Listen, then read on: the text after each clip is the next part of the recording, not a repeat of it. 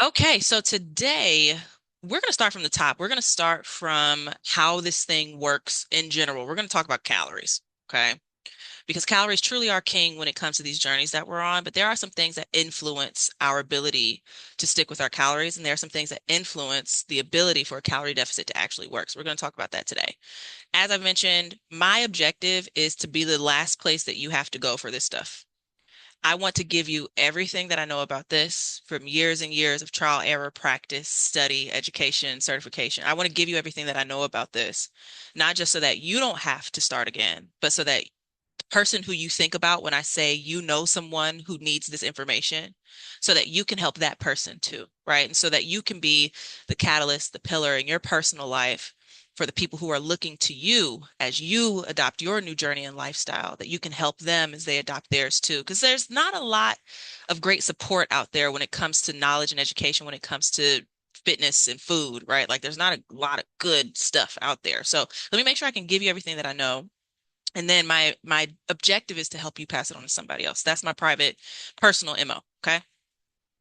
First things first, when we have these conversations, we'll cover like four different groups of topics when we meet. The first is like setting up a calorie deficit for short-term and long-term wins, understanding your metabolism, understanding how to increase your metabolism, what fat loss actually is, how to exercise for health, and then your mindset, right? So we always start these conversations with mindset. We'll constantly come back to mindset because that's where the battle is won. Okay. Really quickly, real quick overview of how to lose weight, specifically weight loss versus fat loss and protection from aging. Okay.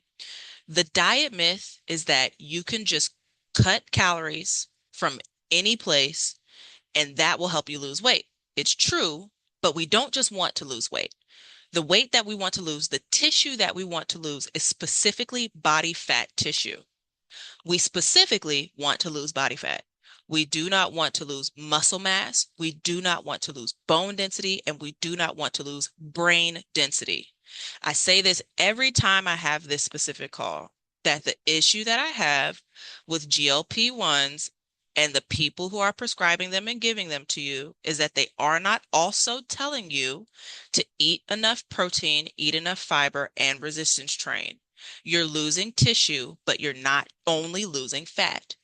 When you take a GLP-1, you are losing fat, water, muscle, bone, and brain density. This is the problem that we create for ourselves when we do this without thoughtful intention. We need to protect ourselves against old age frailty.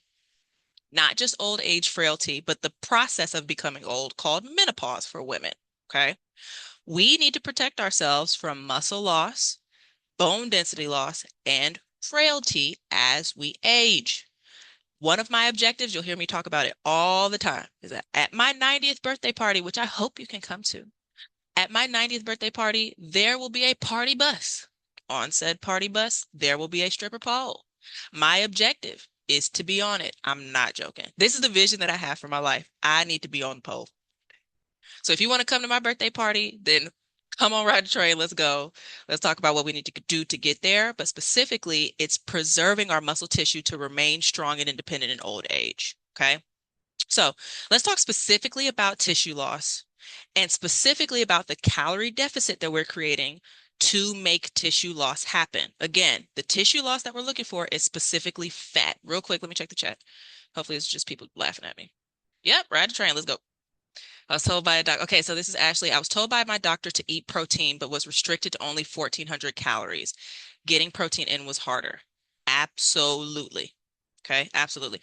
How many years apart are we? I mean, I'd love to be there, but it might make me 110.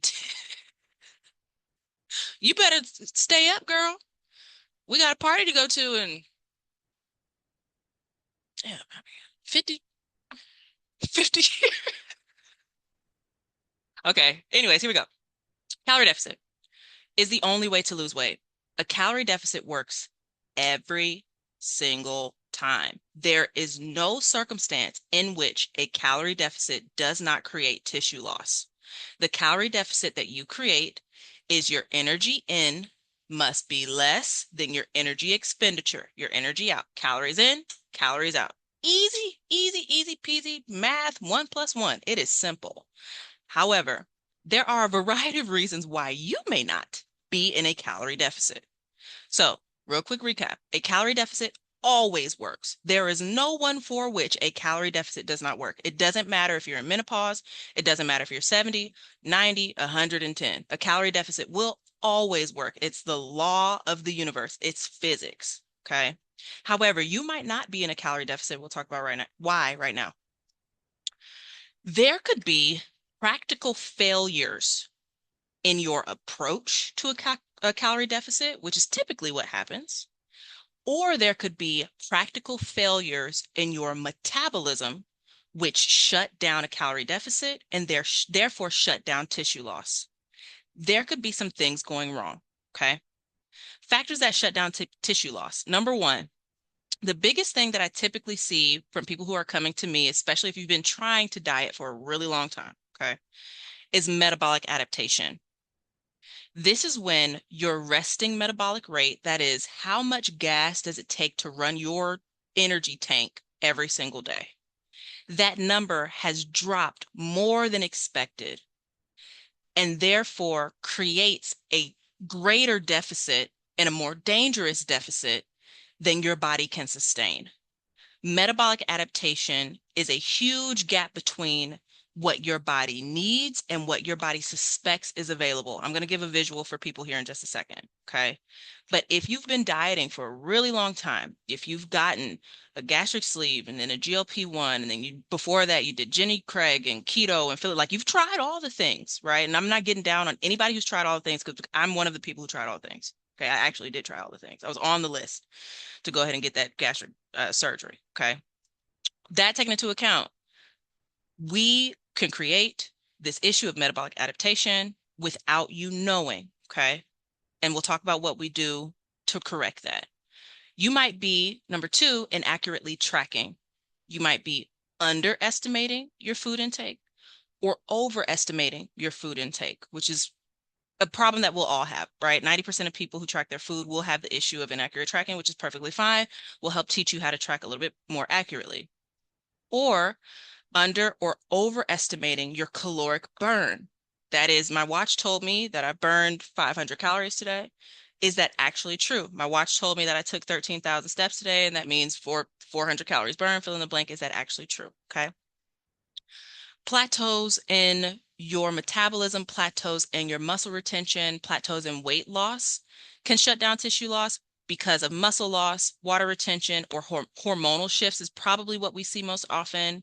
This is where this conversation around cortisol starts to happen, where maybe you have high stress in your life, maybe you're not sleeping very well, maybe your nutritional intake keeps you inflamed, and therefore your cortisol is high, stressful job, stressful home life, fill in the blank, might create a plateau in your tissue loss simply because of the life factors that are leading to you not being able to lose more fat. Okay.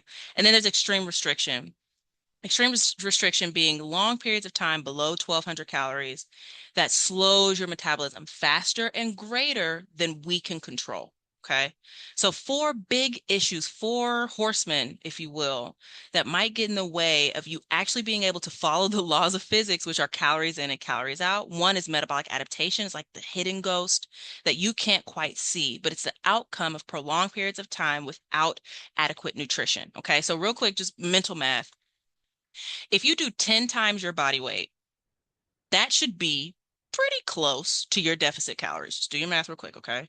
10 times my current body weight should be pretty close to where my deficit calories are. When you do that math, you're either pretty close, which hopefully most of us are. You're either just above, right? And still losing weight, hopefully, fingers crossed. Or you're either below that number and you're losing weight, or you're stagnant. If you are at or below this 10% of your current body weight and nothing is happening, we can almost assume that metabolic adaptation is the reason why. Okay. 10% of your body weight should create a deficit. If you're at 10% of your body weight in terms of your calories and you're not losing weight, we are either inaccurately tracking or metabolic adaptation has happened. Okay. And then extreme restriction. Any questions about this? like why tissue loss might be stalled in terms of our caloric intake. Any of this resonating? Any questions about this? Let me see. Check the chat.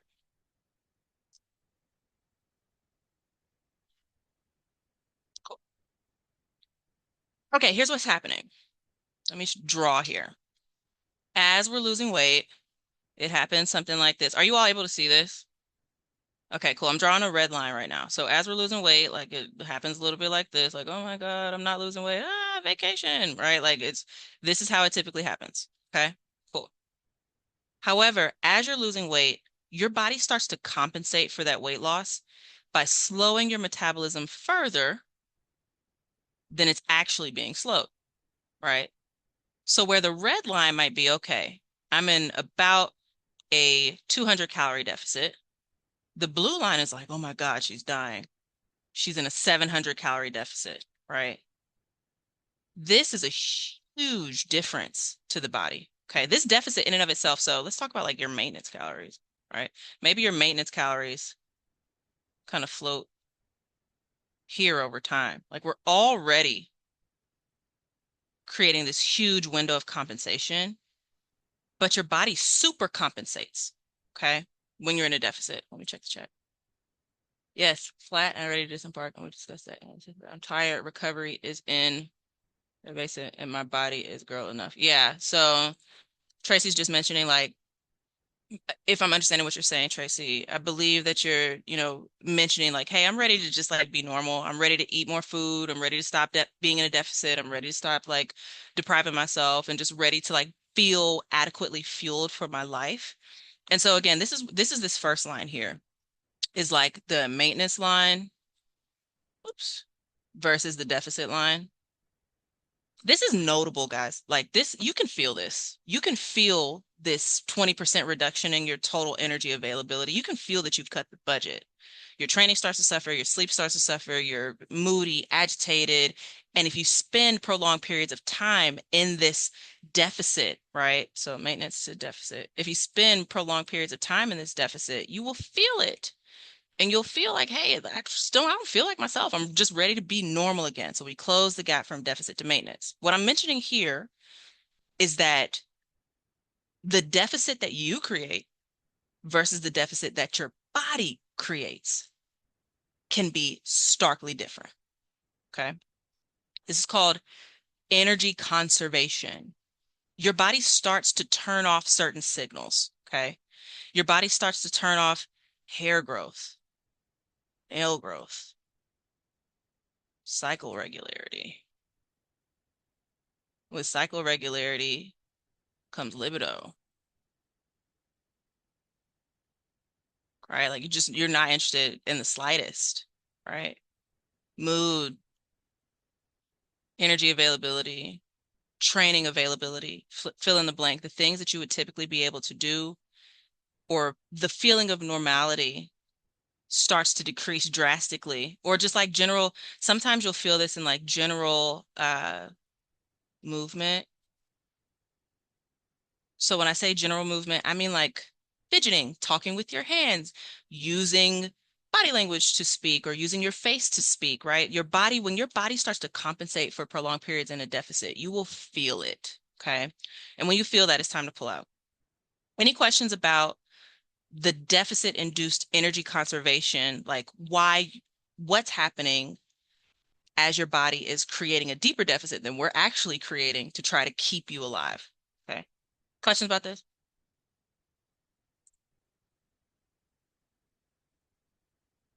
Grab a picture of this.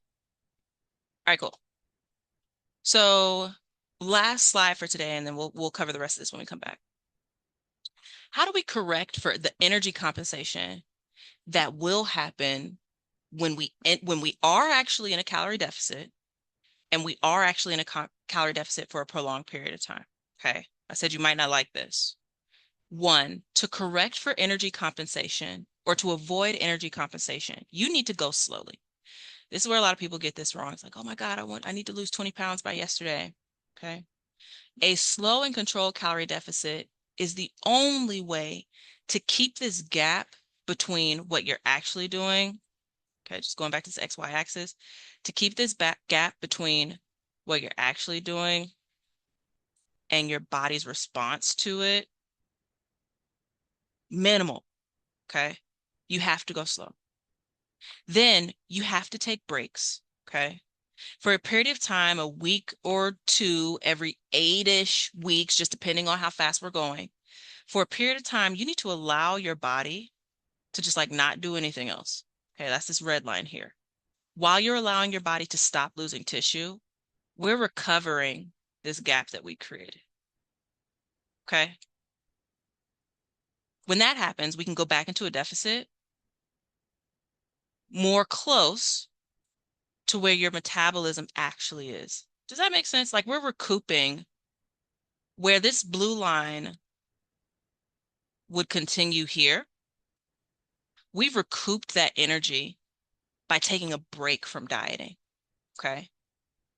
This is where like the thought of like, just go until you can't anymore. Absolutely not. Don't go until you can't anymore. Okay. Every 10% of your body weight that you, 10% of your body weight that you lose, we need to be stopping to take a break. For most people, that's like 8-ish weeks. It depends on your ability to adhere to the plan. Okay. We'll get to that in a second. Next, you need to spend more time at maintenance, right? Once we get some skills behind you when it comes to tissue management, losing tissue, building tissue, maintaining tissue, fill in the blank, we need to spend more time at maintenance, building muscle. Building muscle helps increase your metabolism because muscle tissue burns more calories at rest. Therefore, you can kind of get away with eating a little bit more, okay? And then it also creates a greater deficit or creates a greater buffer for your deficit, right? Where because your metabolism is 30% higher because you have more muscle, you can create a greater 30% greater deficit, if that makes sense. Okay. Next, we want to avoid extra cardio and high intensity training. Okay. I know that like I'm in my running season, I'm really enjoying running right now. That's great. But we want to avoid extra cardio because that sends energy compensation for that day into the tank. Your body tries to preserve energy by sending you to the couch for the rest of the day when you do this high intensity cardio. Spend an hour on the Stairmaster, you burn 1,000 calories, but then you sit for the rest of the day. Therefore, nothing's happened. Nothing's changed. You didn't get any extra burn from that output. Okay. And then find other ways outside of reducing your nutrient intake to create a deficit. Right. So, how can I create a deeper deficit without taking away more food? Because this is what the body's responding to primarily is the reduction of nutrient intake. Okay. So, how do I get the body to create a deeper deficit without removing food? We can increase your activity. Most of us have like a 6,000 or 7,000 baseline step goal. We can get you taking more steps, right? Because steps aren't this high intensity cardio or these hours on the Stairmaster that create energy compensation. Okay. We'd increase your protein because protein takes more calories to digest and therefore raises your metabolism. Eating more protein will raise your metabolism and whole food protein, not like freaking stupid protein. What's the latest thing they came out with? Somebody sent me something the other day. Somebody sent me a protein something, and I can't even talk about it anymore. It And just pisses me off. you bought protein ice cream. Did I? Did Like about 47 pints of it, I think. I? Okay. I did have an ice cream moment this week. It's not specifically protein ice cream. It just happens to have. All right, I'm moving on. Okay. So increasing your protein with a whole food protein primarily, managing your stress so that you can stay calm, your cortisol can come down, and then water retention can clear. And then your sleep, right? Getting enough sleep is the fastest, most effective way to raise your metabolism. Just like get 7 hours of sleep every night. Whatever you're doing to prevent you from getting 7 hours, stop doing it. Okay. And then ensure you're following a plan that works. And this is my job, a plan that will work. That's very, very simple to create. Okay. The next complexity is like a plan that you enjoy, because I can give you a plan that works, but you might not like it. Then you won't follow it. Okay.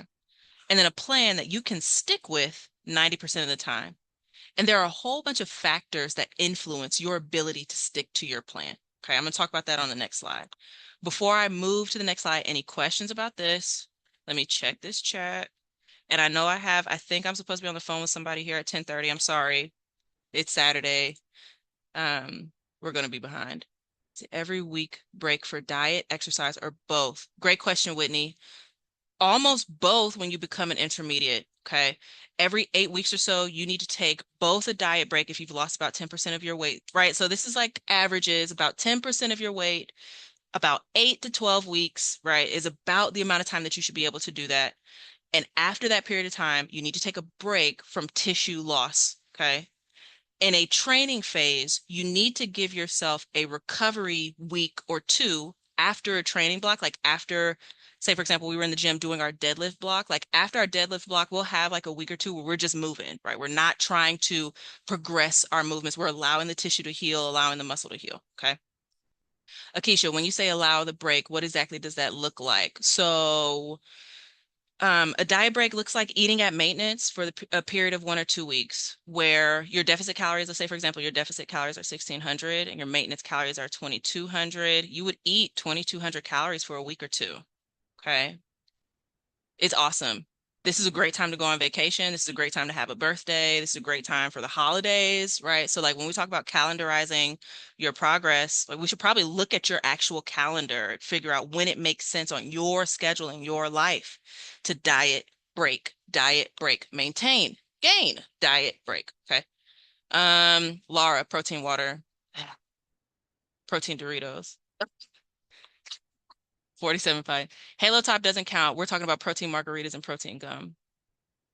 I'm so done with this protein thing. Should I not strength train 2 to 3 times a week? No, keep your strength training.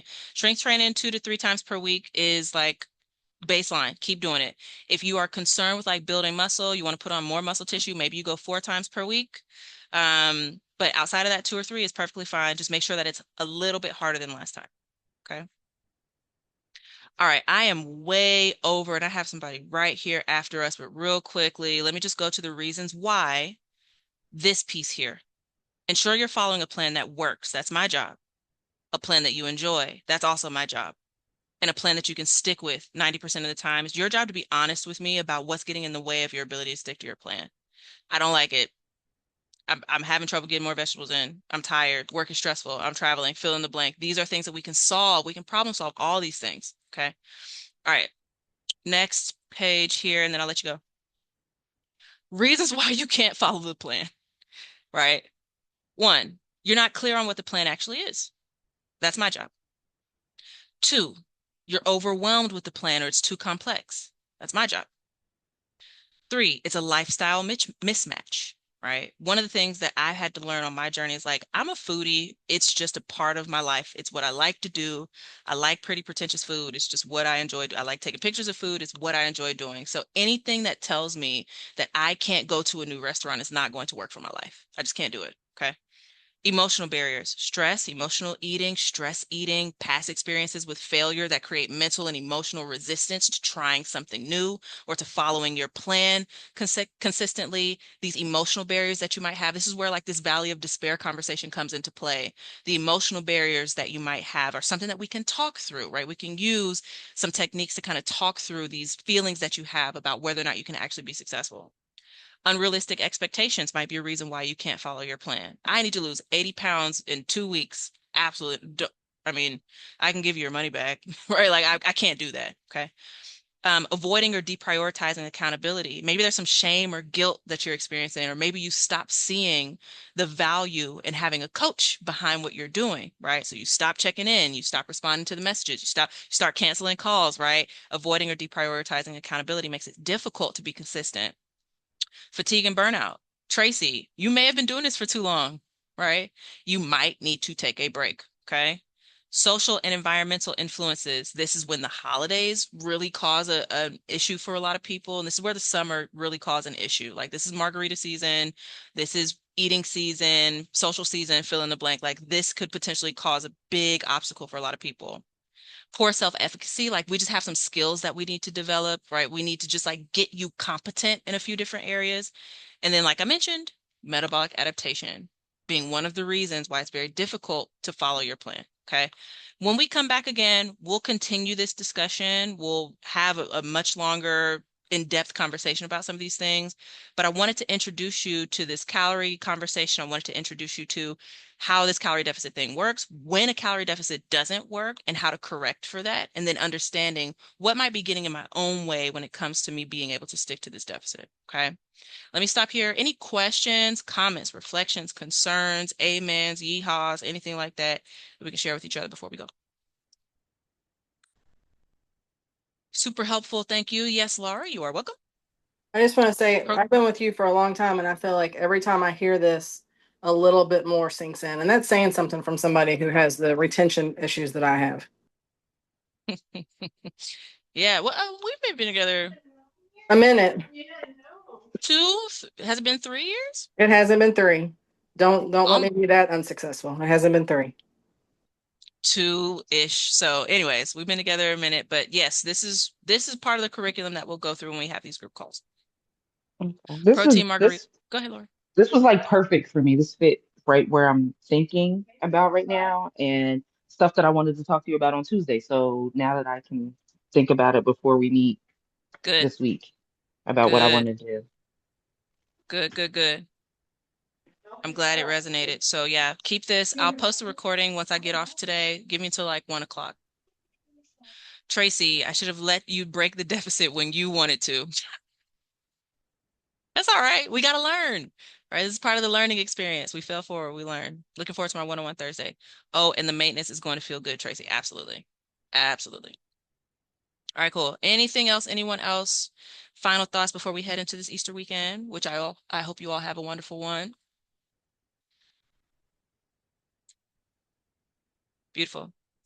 All right, friends, thank you so much. You have a great, great weekend. I'll see y'all this upcoming week. I'm traveling the 9th through the 12th. I'm going to the Pebble Beach Food and Wine Festival in Monterey, California. Keep an eye on my Instagram starting next Thursday. I'm going to take pictures of so much pretty food. It's going to be awesome. My birthday's the 19th, so I'll see y'all probably the 25th back on Zoom, okay?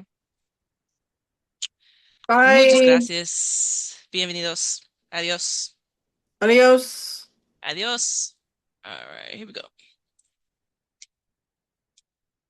Stop recording.